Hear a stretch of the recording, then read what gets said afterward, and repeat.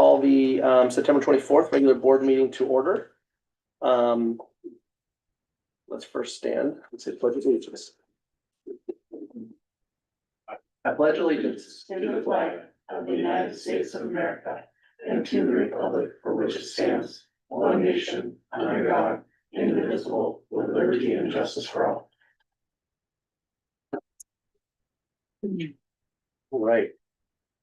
Can I get a motion to adopt the agenda? I'll make a motion to adopt the agenda. I'll second it. All those in favor? Aye. Aye. Can I get a motion to adopt the consent agenda?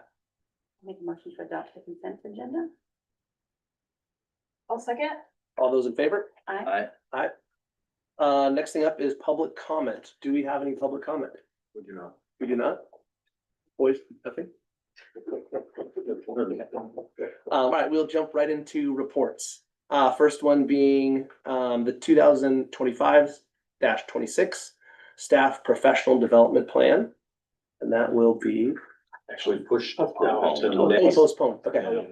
Apologies. She is ill. Okay, then we'll move right on to the crowd favorite, Mr. Jay Yeager, with the maintenance and facility report. Real big crowd. Usual suspect. Evening. Well, Love that we're here and it's not even dinner time yet. Is that working well? Oh, yeah. Yeah, great. Jody? We're doing it new now. All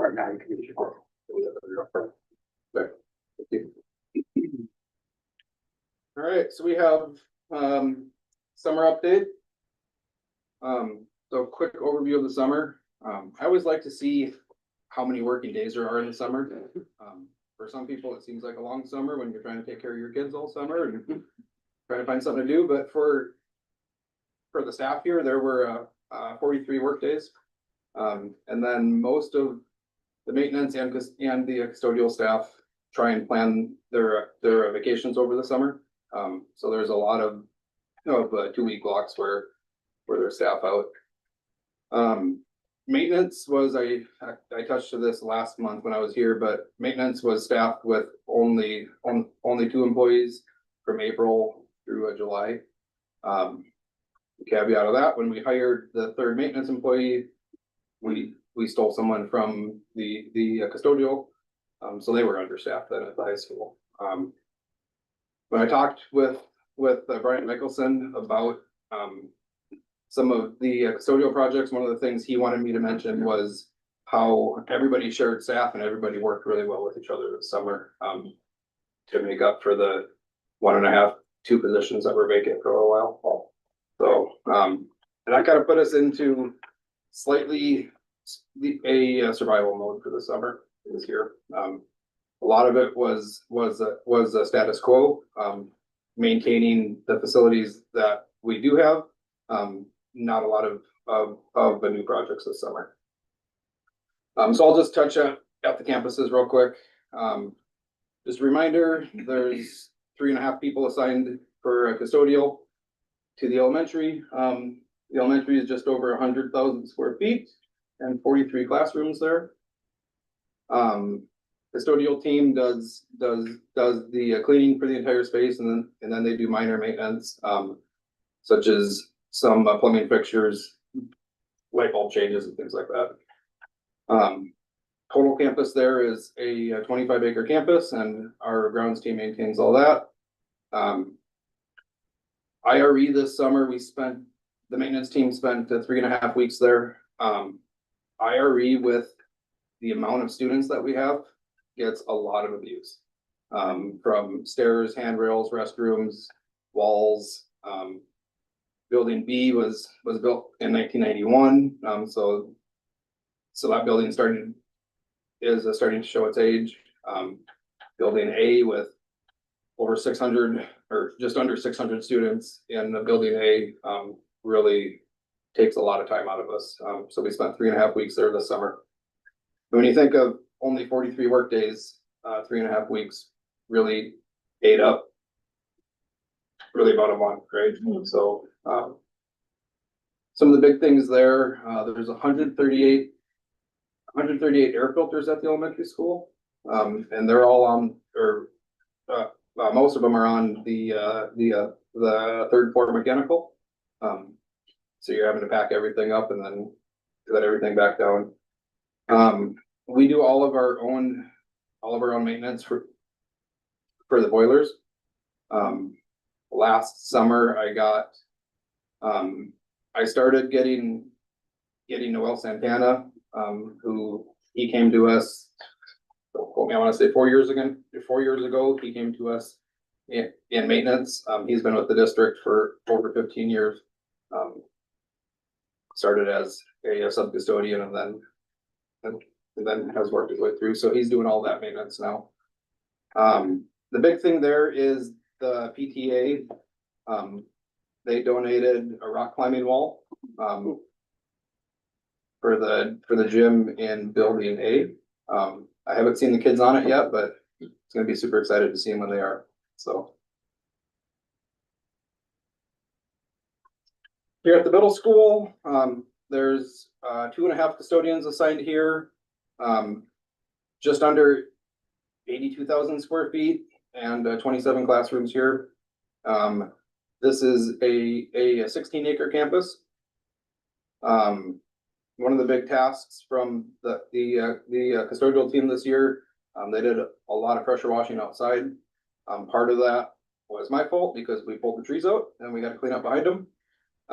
But that's kind of the biggest project that we did here was, really that was geared around, Kurt and I started talking about that about 2 years ago. Safety for the students, and the monitoring of them during lunchtime. It was getting to be I'd say a burden on the staff, students climbing it in back behind the trees doing what middle school kids do, right? So we got that project done this year. That was great. Here there's 91 air filters. And then we also repainted the outdoor basketball court and the foursquare courts, trying to liven up San Quentin a little bit out there for them. So, wow.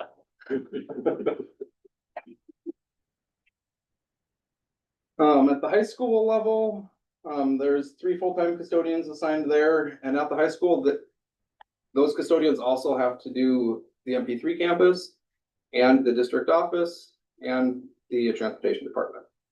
So there's a lot of square footage there for them. The high school campus makes up a little over 141,000 square feet, 26 classrooms there. That's a 47-acre campus. You know, some of the biggest bullets there is the high school is our largest energy consumption for the district. So trying to reduce that, to get to where we can be compliant with the Clean Buildings Act. We have 2 more years to be compliant there. So trying to get the compliance down, there's the 2 avenues. The first avenue that I know Dr. Everett is advocating for, and that is an exemption for schools. Hospitals have the exemption, but the public school buildings don't. So working on that. If that happens, great. If not, then it's on us to reduce energy over the next year, so we can show 1 full year of being in compliance by 2027. And that was for clean air? That's for the Clean Buildings Act. Clean building that. Have you been able to find where you're like bleeding out from? Yeah, so we had an audit done, going on 2 years ago now. And the energy audit identified lighting and the HVAC. Okay. So lighting, we've changed out, well over half that campus now to LED lighting. And then we've changed the timers on the HVAC controls. to really shrink down the amount of time that we're running that equipment. With the pictures modified, is that what the picture on the left is a fuse The picture on the left is the fuse. for, and it's for after the modification of, that's pretty big fuse. Wasn't that from the olden days So- that they had to find online? So that goes down to one of the last bullets, response to unexpected system failures. So that's Yeah. that's the 1991 fuse changed out with the brand new in the box 1984 Yeah. fuse. But isn't most of that building new besides like the Performing Arts Center and all of that? So the infrastructure was not upgraded in 2012 during construction. So the building is new, correct? But what feeds the building up, so we'll say from the road to the building was the original. And then the building out is new. Mhm. Right, so so we still have that from whenever that was installed, likely 1991. You see, So, the construction of Yeah. the structure. Yeah, cause it's all tilted under it. I just didn't know if there was insulation concerns, but it's, I mean, there was already upgrades to insulation. We'll see, but- Yeah, yeah, so that was all new in 2012. when they built the building. And the picture on the right there, that's a Noel in the auditorium doing a lighting retrofit for. This summer, we changed out over 600 light bulbs. And when you change to a LED, you also have to modify the fixture as well. So we've been doing all of that in-house. The high school campus has 221 air filters that we change every year. And then every other year, we change an additional 350 air filters. So that's like 450 filters per district. That's a lot. So, up, down, up, down. Do we own that lift? No, that one was a rental. Yeah. That would be a nice one to own. Yeah, Yeah, that'd be nice. good inquiry. It's battery powered, so we can use it inside. Yeah, Yeah, I was gonna say, definitely. based on your but you location, can pull it behind anything, having a huge expense sitting in. and they're safe. Cool. I love that. And then the last thing at the high school, so we have one functioning heater for the north gym. And that heater at the end of the heating season last year went down. So we had some pretty major repairs on that this summer. That heater is from 91 as well. That was a big year for the district. That was right before COVID. That was a project that was going to replace both the heaters. When the COVID hit and the funding changed, that project had to get tabled. So now we're working hard to maintain what we have. So that's back to being functional now. Whatever it is, it's working because it's warm in there for volleyball game. Probably all the parents in there. Funny. I did want to say, like, sometimes I'll be going to work, it'll be 7 in the morning or even earlier, and all of a sudden I'll see you go by in the truck. Mhm. Most of the time, no one's even at work yet, staffing wise, and you're the first one with a table transporting or something going from the high school to another school. I'm like, wait, there goes Jay already. Can I get going? What's he doing? So I'm like, oh, that's impressive.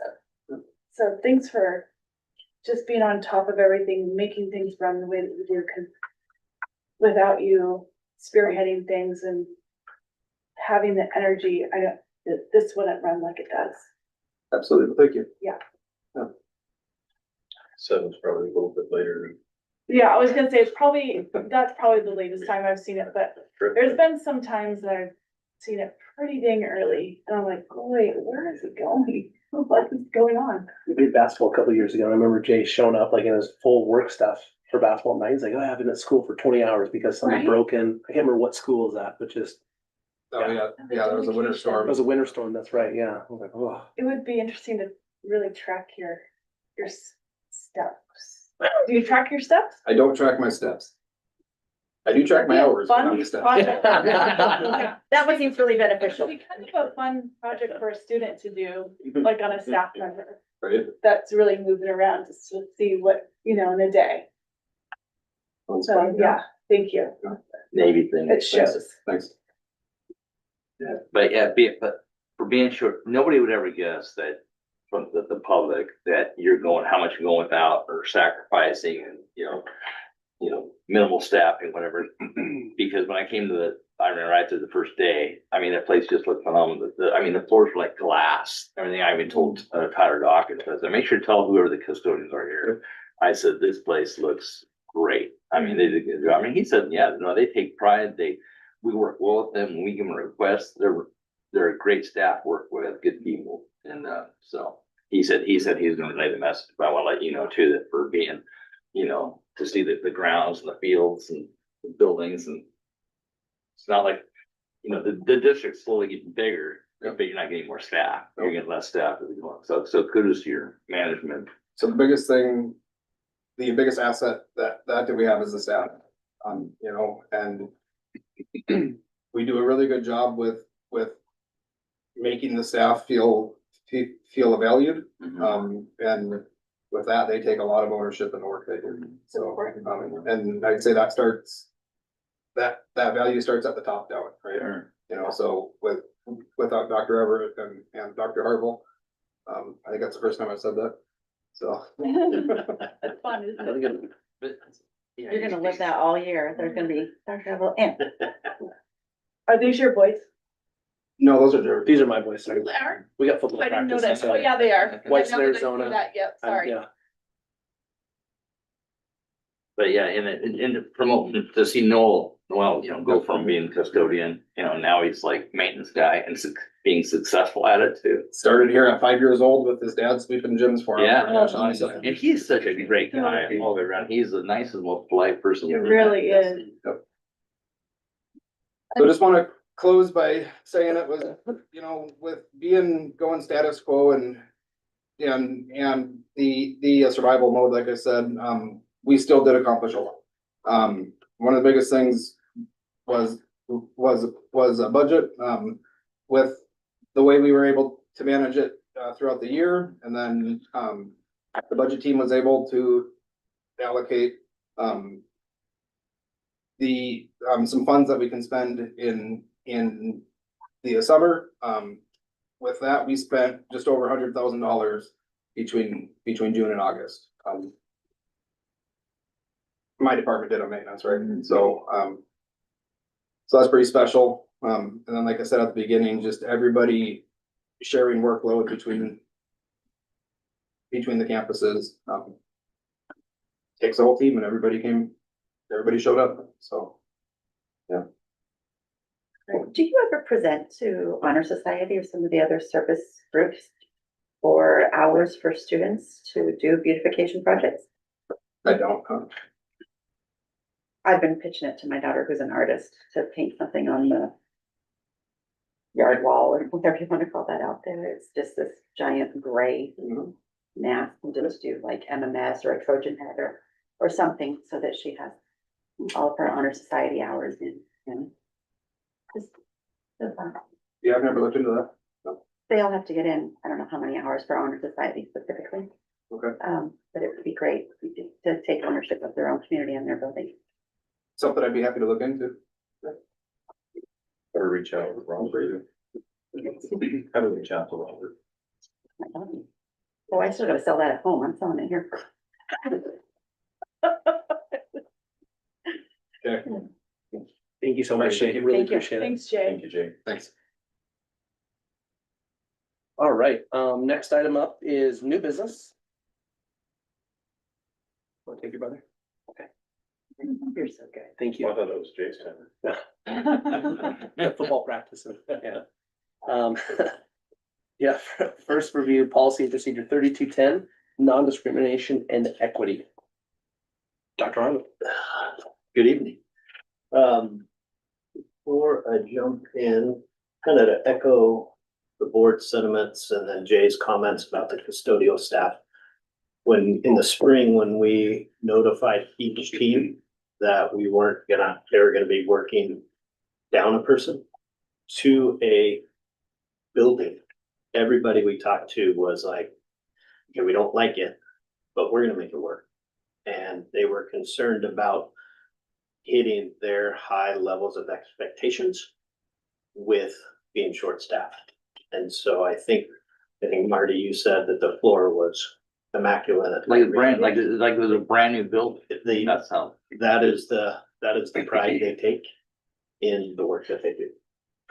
And so it is because of their efforts, because of Jay and Bryant's and Rob's leadership that they're feeling what they do.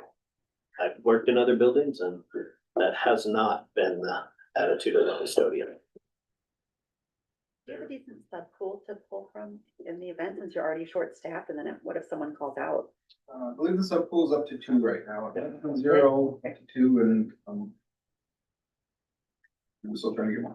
And many times we hire from said subpool. Further, yeah, continuing to do it.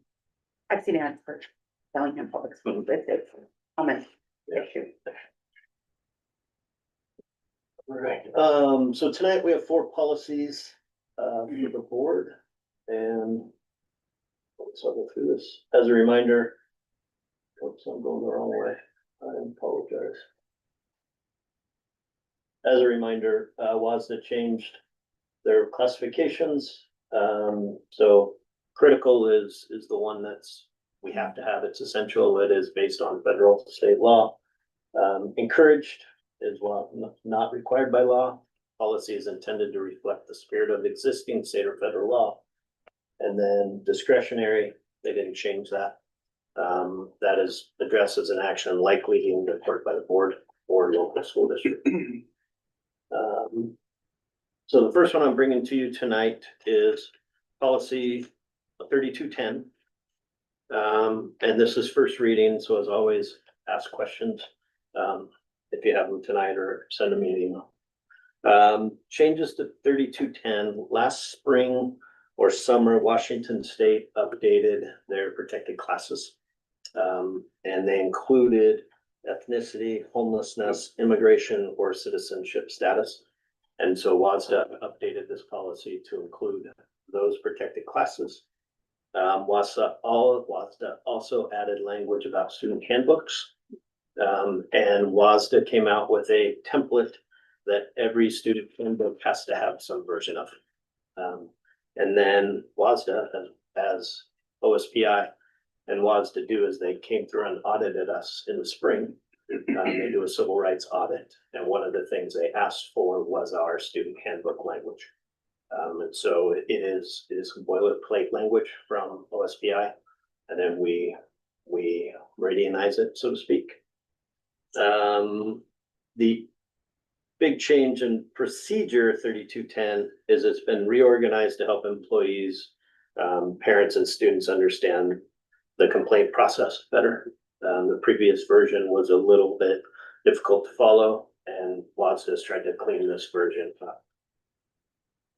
The piece that I neglected to address was a couple years ago, we added the equity policy to this non-discrimination policy. And so when I copied and pasted the equity policy into the WASDA template for these changes, it came across as changed language. That educational equity policy has not changed from what the board approved previously, but it does appear in your documents as that whole section is changed, but that whole section is not changed. The changes were in the areas that I just discussed. And that's the complaint process and the student handbook. Yes, and then adding the protected classes, additional protected classes. And this is an essential policy and it's an update to existing. Question? Okay. Moving on to the next one, 3231 procedure. This is again a critical or essential policy. It's also an existing update to an existing procedure. 2 changes in this is WASDA has updated this procedure to align with Senate Bill 1176, withholding of transcripts and diplomas. And so one of the changes in this procedure is previously if a student owned a fine, owed a fine or had a missing book or something like that, the information could not be released. So if they transferred schools, we did not send additional information to that next school. We held that information to get that fine. The language has changed to, we will send unofficial documents so that the student can get registered if it's college or if it's a different high school or a different school. And then the official will come in after we work with the family to collect the fees for the damage or the missing items. So there's still some level of accountability within There's still some level of accountability. And that's even for college, you said. That's even for graduation, yeah. So, and then the other change in this is when WASDA comes out with their model policies and procedures, they will often do the parentheticals and they will say, district determines A, B, and C, and then they give you a list of things to choose from. And so we, in our procedure, we still have that language. And so we went through and struck out, you can see in your board docs, we struck out we left the list, and that list is in aligned with FERPA. And so those things that are suggested there by WASDA are also the ones that are suggested by FERPA. And that was also ran through our attorney, and he made no recommendations to change.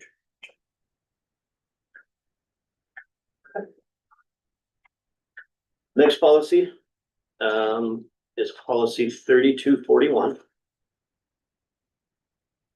And policy 3241 is our student discipline policy.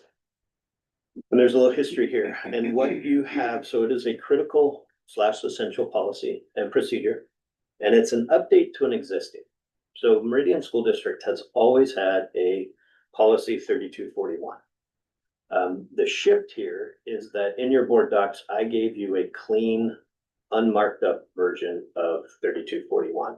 And I haven't done that before, but the reason I'm going to share with you. We last updated this policy in 2018. And at that time, the state went in and made some pretty drastic changes to student discipline.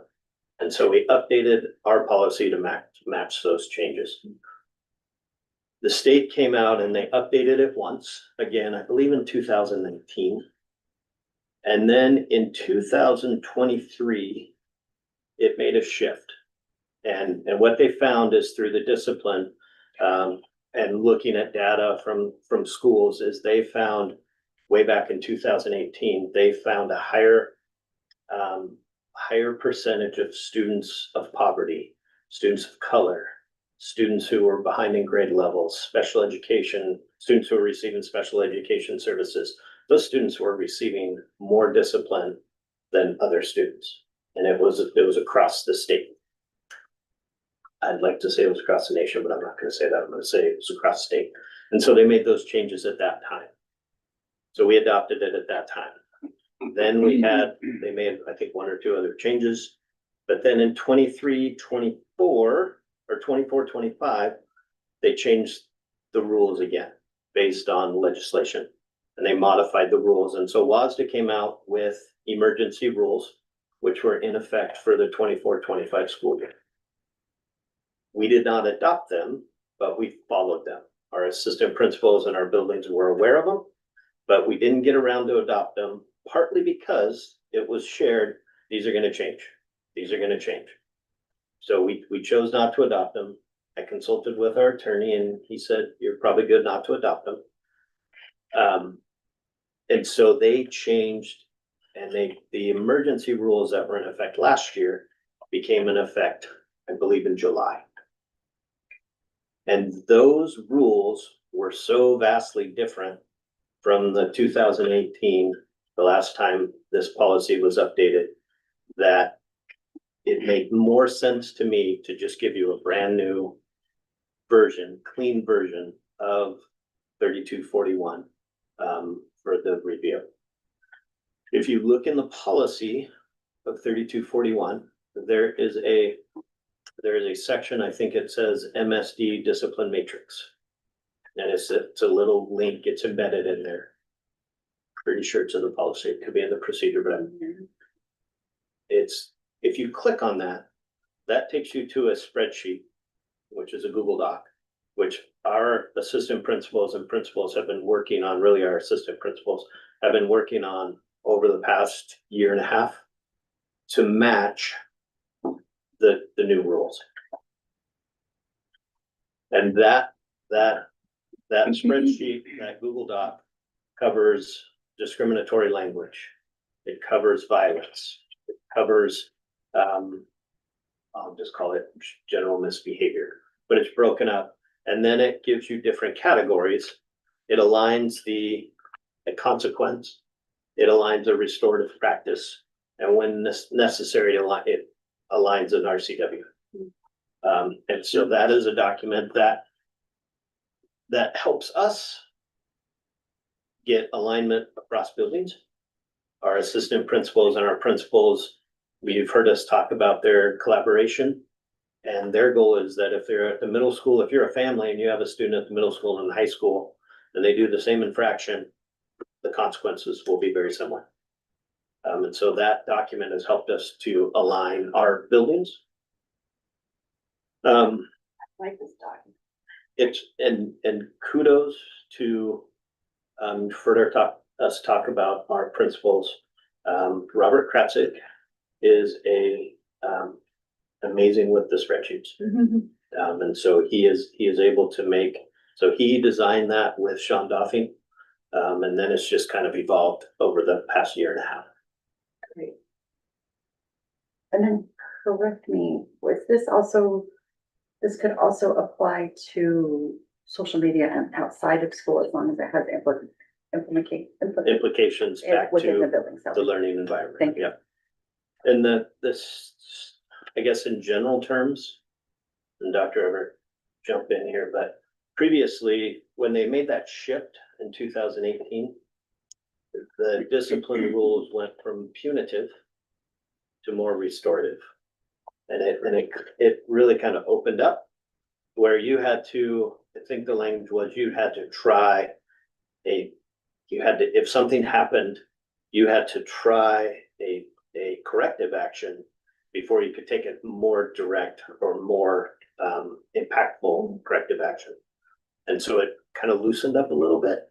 And I think as things do, the pendulum swings, and now it's tightening up a little bit. It's giving administrators a little bit more ability to keep their building safe and to ensure the learning environment stays safe. Great. So that example being when there's disruptive behavior Yes. from the learning environment, throwing of chairs, classroom things. Okay. Yep, and there's still restorative practices that are taking place, Okay. but it is, I think we've always kept the building safe. It's just looked different. And it's looked different from when I was in high school, to when my kids were in high school, to even a couple years later. Okay. All right, and then the last one is 40/40. And this is one of those where Lisa Gilchrist was asking our legal counsel about public records request, and he reviewed our 40/40. And he updated this policy. He made a suggestion to this policy that spoke to changing the language in 40/40, and it's a slight language. Changing the language to, instead of requiring a formal resolution,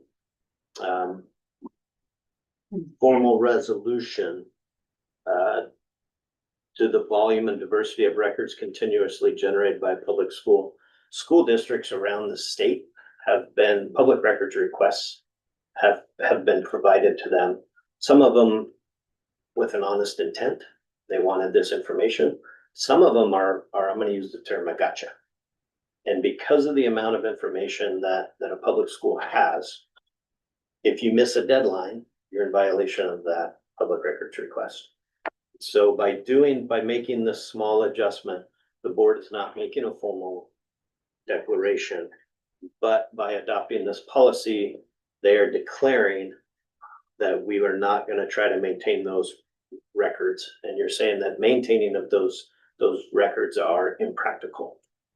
Those are, and keeping an index of said records. So we're still gonna have the records, we're still gonna do that, but we may not have the index necessary. So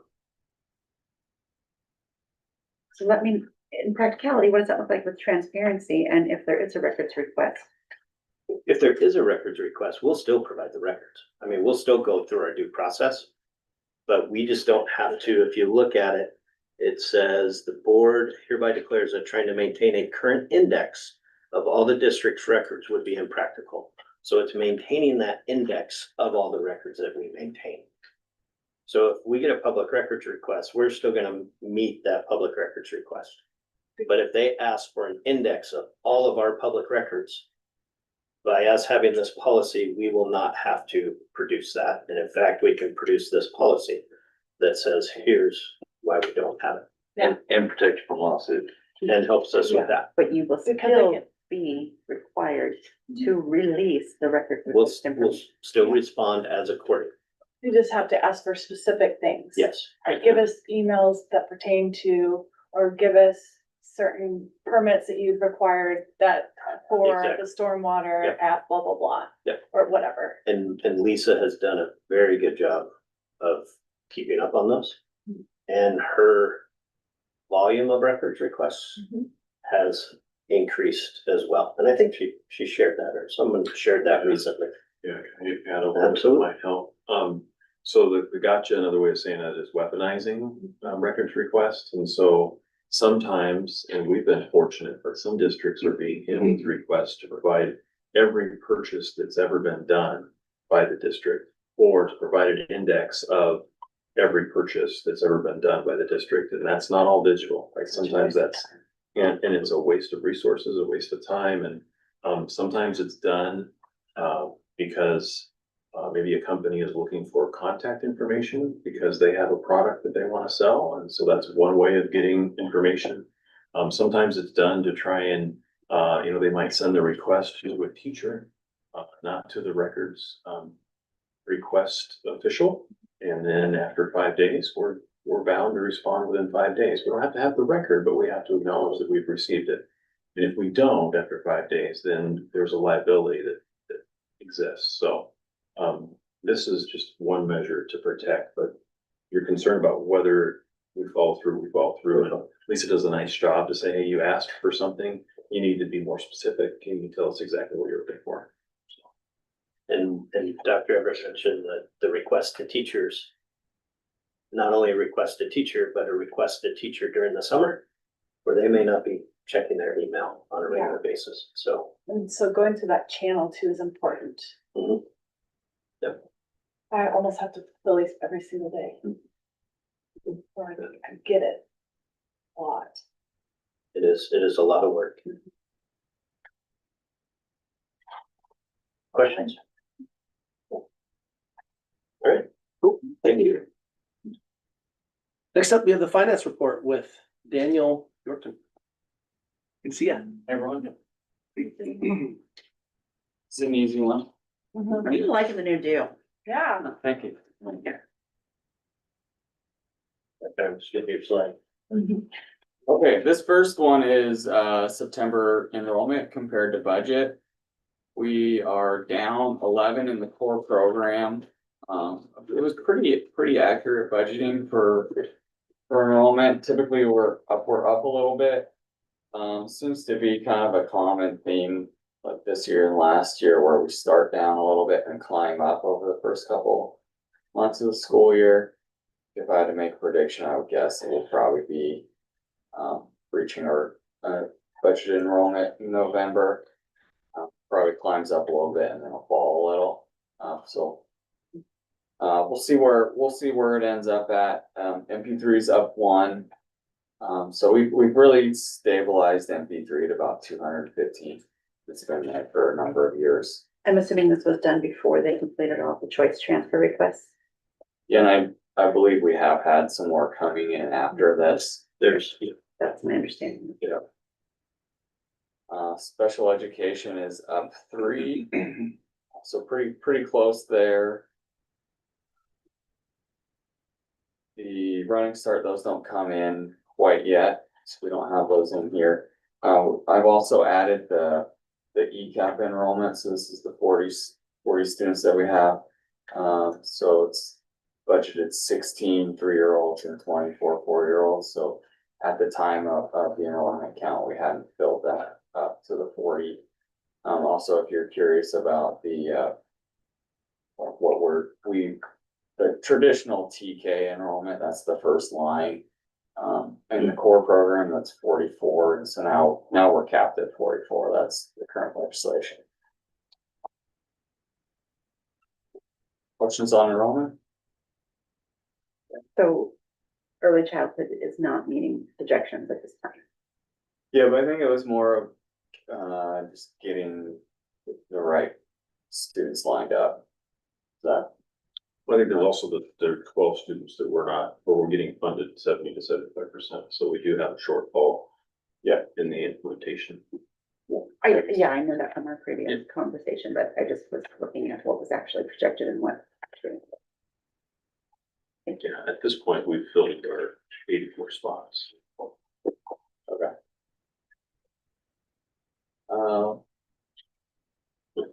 I'm gonna zoom. Sorry, I'm gonna break this and zoom in a little bit. Yep. Yeah. Oh no. Mm. No, we're still good. Until it's James' turn, at least. Okay, so this is the budget projection report. We're looking at July. So right now I'm in the process of closing the books out for August. We leave accounts payable open through the end of September. So essentially, if we get an invoice in September that belongs to last fiscal year, we can charge it to that.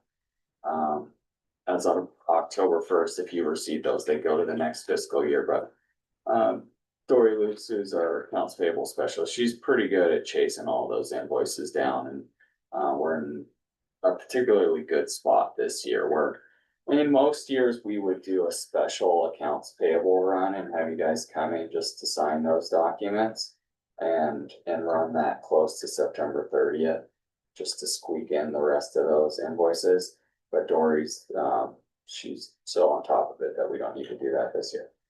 So that's a positive. Yeah. We received 12.5% of the apportionment in July. So July is a pretty big revenue month for the district. One, you get the higher percentage than any other month of your regular apportionment. Also, we have, so if you look at lower on the revenue side here, you can see there's quite a bit of figures in this area, and this is typically where our invoicing revenues come in. So as the end of June, you can invoice quite a bit. So we did quite a bit of invoicing there, received some revenues. Also, there was talk about potentially not receiving all of the state funding in July. And so one of the things that I did to kind of mitigate any impact of that is do a transfer out of our capital projects fund to the general fund. And that covers the capital projects levy, the technology levy. And so I did that. So you can see that at the bottom of the screen here, it was about $500,000. And then I also did another transfer at the end of August just to capture the rest of it. So everything that hadn't come through yet. So in this blue area here, total receipts were $4,265,000. And on the expenditure side, we've done a pretty good job of reducing costs this year. And you can really see the impact of that.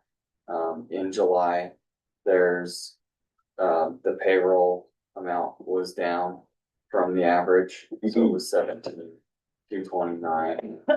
Just right about 1.8. Benefits typically follow that. So if you have if your payroll's up, your benefit costs are going to be up as well, and vice versa. The accounts payable are about $500,000. which is actually pretty low for the middle of summer. You have, in June, you have kind of that last little bit of the departments, spending their budgets down. So you get a little influx there, and then you have, the projects that Jay's doing around the district coming in there. So total cash disbursements in July were $2,846,000. And I always like to point out this budget percentage here, because this is a pretty big indicator of how the district overall is doing financially. We're at, if you remember back to last year, we were tracking above that average all year, and we had to work really hard to bring that down and really just squeak it in, so we could, actually, we ended up doing a budget extension last year just in case, but we squeaked through without needing it. This year, we've been tracking below, slightly below, because it's a very tight budget, but also been managing the finances really well. Total ending fund balance is $2,915,000. Any questions on the finance report? Thank you.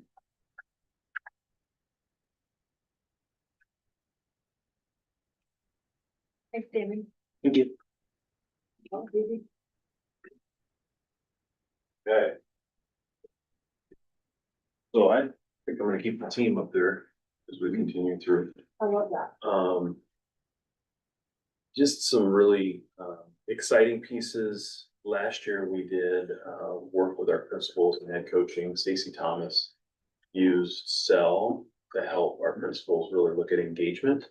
This year, we're taking part in the second year through the ESD, and we have Stanwood, and we'll be challenged on the other. Well, there we go, Edmonds and Lakewood, and Meridian. So Linden is not doing it this year, nor is Mount Baker.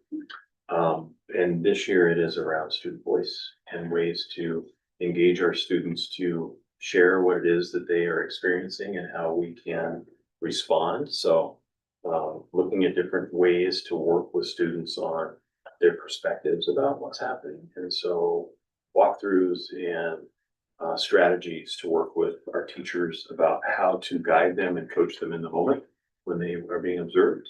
And so we've had our first meeting, and so we'll be hosting at the middle school at the next meeting. I'm sure you guys are updated on that when it comes up. So excited about the options for our principals. Again, this is a grant funded $500 a principal, usually thousands of dollars to be able to do this. So benefit to our. It's grant funded and our peers dropped out. It is subsidized, so the cost for us is $500 a piece, and yes, the other districts. So, are not and we're taking sending how many representatives? for all of our principals. I would love to have sent our principals and assistant principals, but we have to have someone in the buildings. Cause it's all the same one day, so. Excited to share, we had our Latinos in Action Parent Night. Was fantastic. Spurgeon did just a fantastic job. She did an introduction and had a speech about her experience as a student, both K-12, college, and then as an adult, talking about individuals who looked like her, came from where she had come from, and being able to speak to that, and well attended by families. Families all came in with some food, and we had students who they performed the guitars, and they were singing, not just playing, and Mr. Dopping shared, and just a great evening. We had 28 students, and then Latinos in Action. They're working right now on getting themselves set so they can go to the elementary school and return there. That's So it's going to be great for our district. It's going to be really great. I feel like that picture on the right has gotten bigger. The big group picture. Absolutely. Yeah. Yeah, absolutely. This is our first year of Latinos in Action, correct? Yeah. But then we have something different, like there was a bigger, gather, what is the other one that we did, Family Michelle? Night, It's the, MYF. I know what you're talking about, Yeah. it's something, not international group, but Multicultural. multicultural. Maybe that's what, Work full time, Yeah. all evening, so. yeah. Yeah. But I Um, feel like that was this big. Yeah, well, and those aren't competing. so Yeah, those no, I'm other- not- yeah. Yeah, those are That, just another avenue. Latinos Yeah. in Action is during the school day, Yeah. correct? And It's a so it's class. actually a class they get to Mhm. take.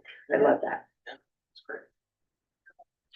Parking lot safety, so, wanna give some kudos to some folks.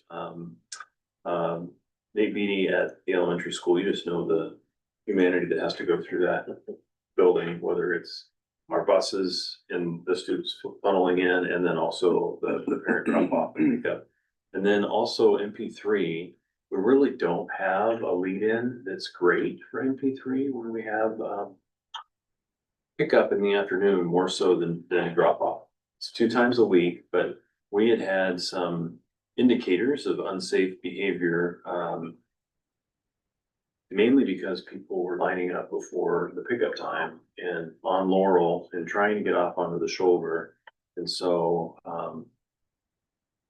reached out and asked Jay, to work with our high school and also with, Michelle and look at how could we minimize the impact and make it safer. And so the idea that you can see the 2 arrows that are adjacent to each other was to actually stack the weight to bring in, you say about, how much, you say about 300 feet of cars? About 300 feet of car. So took 12 to 15 minutes off the pickup time and got cars off a little faster. So they're continuing to refine it. The first time was on Wednesday or on Monday. Yeah, so I think, were you there today to see it? No. Yeah, yeah, so checking with Michelle, but, anyway, appreciate heads coming together and minimizing any issues there. Well, this leads into my existing concerns about the location of the early childhood center, where it's going in an already high traffic area with high school MP3 early childhood. I'm hoping that continues to be a big topic of discussion.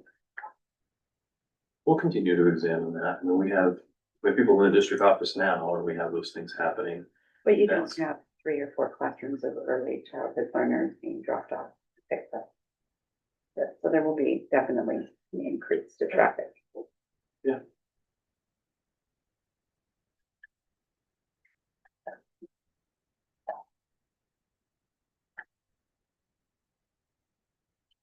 I think when we go through the design, I think that's the next.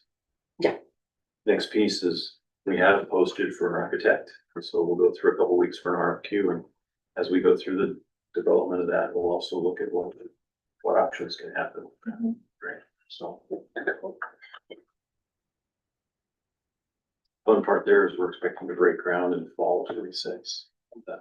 So. great. So where I'm gonna be. All Hands Wacom Summit will be tomorrow, and it's at the Ferndale Event Center. The dedication has changed a little bit for Friday, so there is a game.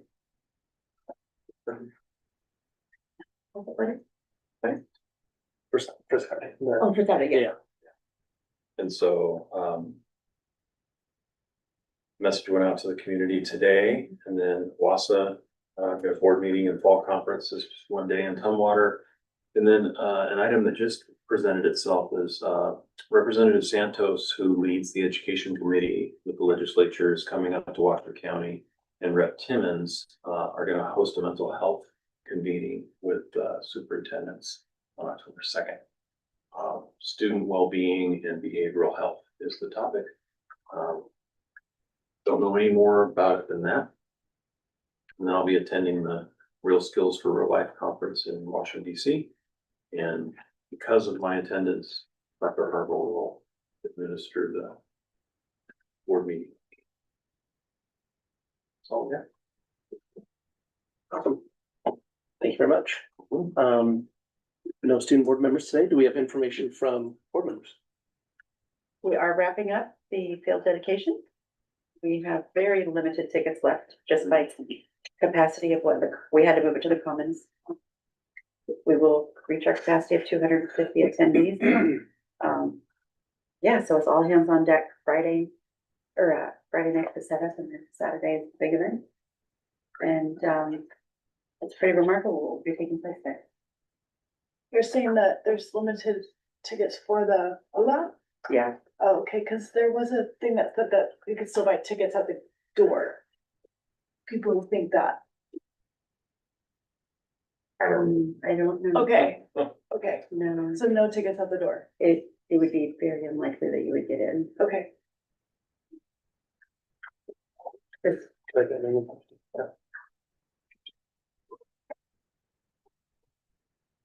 I have to shut down.